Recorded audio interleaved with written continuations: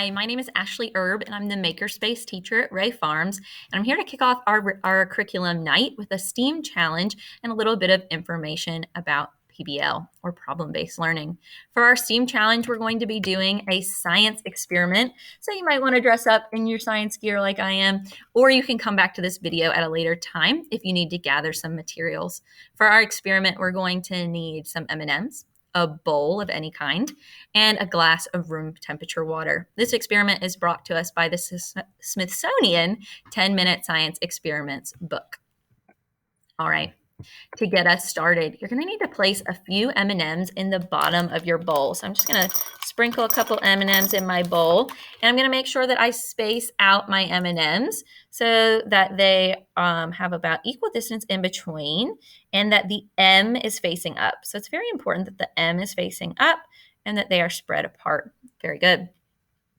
The next part of our experiment is we are going to be pouring the room temperature water over the candies. But before we pour our water, we're scientists. So we want to make a hypothesis where we predict or guess what we think might happen when we do that act. So let's think about pause. What do you think will happen to the M&Ms when we pour in the water?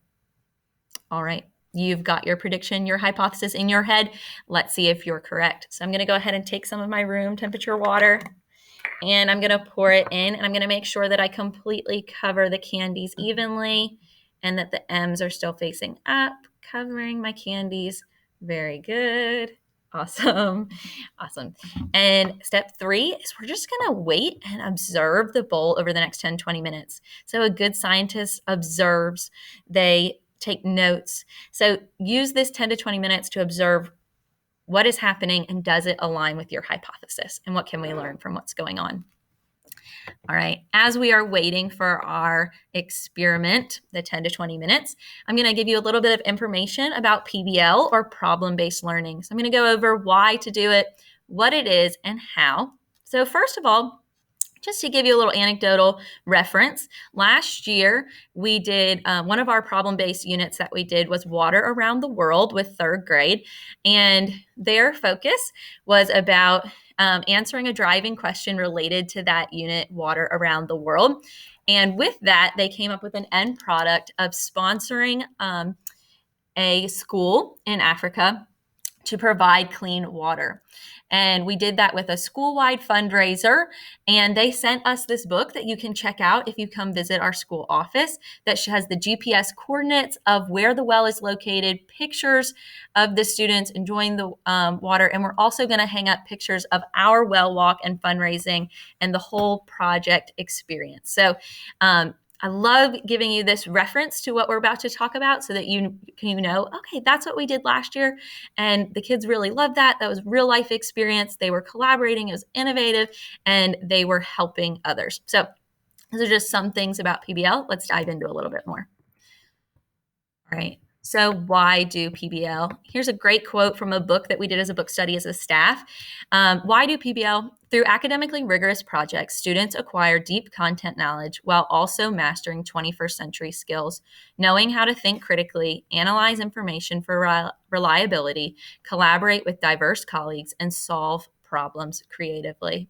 So all of these skills are preparing our students for the future, making it worthwhile in our curriculum. All right, what is it? So in our book study, we looked in, this was just a point of reference for our teachers. And I'm going to let you look at this at your own pace. You can pause and break this down. But basically, the most important thing is we have a challenging problem or question driving our instruction and maintaining that student interest and that sustained inquiry throughout. You can see all of these pieces contribute to what it is, and students have some type of end product to an authentic audience at the end. Just like our well walk, we had an authentic fundraiser and a walk to commemorate at the end. That was their public product for their final showcase. How is it done?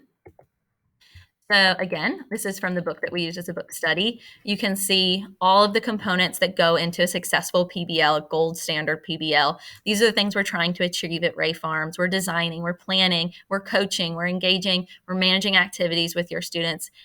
Everyone on here is on board with making this happen.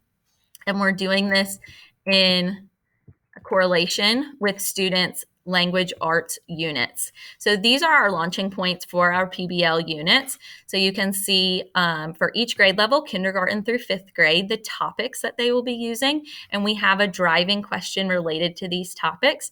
And students will be starting very soon on addressing these. And work will be shared with you, pictures, videos, student work, as they move through their unit up to the point in November. So exciting things to come around these topics, similar to our Water Around the World unit, which again will happen for third grade at the end of the year. So looking forward to great things happening here at Ray Farms related to problem-based learning. If you have more questions about problem-based learning, again, my name is Ashley Erb, and I'd be happy to answer your questions. Feel free to reach out to me. All right, we're back to our science experiment. It hasn't been quite 10 to 20 minutes, so go ahead and you can come back to this. It's here. We're going to think about what do we observe, what do we notice, but I'm going to fast forward the clock a little bit. What happened with our experiment? Again, remember, you can pause and see this on your own so you get that authentic science experiment. But if you want to know, some parts of the M&Ms are water soluble, while other parts aren't. After a short time of soaking in the water, you begin to see the colored dyes from the M&Ms dissolve and mix together in the bowl. This lets you know the dyes are water soluble. However, the translucent shell and white M are not water soluble. That's why after 10 to 20 minutes, you witness this hard shell and M float in the water without breaking apart. I wonder if your hypothesis was correct. Stop by and tell me. Did you do the experiment? What did you find? Did you do it with another type of candy? Did it work? Extend your experiment, extend your research. Falcons, you got this. You are STEAM kiddos, and I want to hear what you did. Thanks for tuning in.